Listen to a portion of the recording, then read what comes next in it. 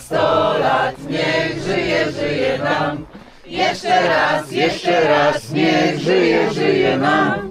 Niech żyje nam. A to? Jura!